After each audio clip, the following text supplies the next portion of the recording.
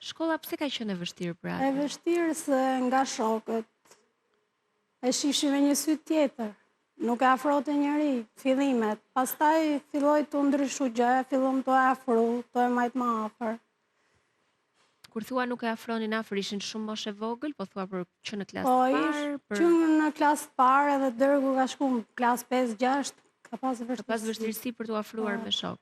Pastaj ka ndryshu çdo gjë, ka qenë më mirë.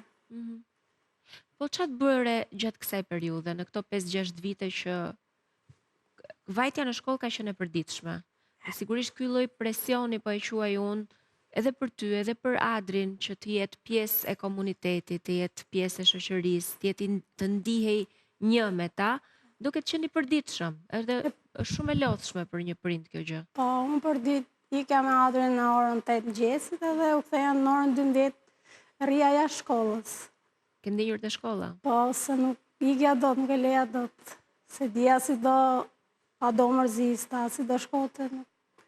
Ndodhte për shembull që të mërzitej dhe të kërkonte ty? Kishte raste që ndodhte. A të desh të punoje me prindrit e tjerë për ta mirë pritur dhe për ta mirë kuptuar djalin?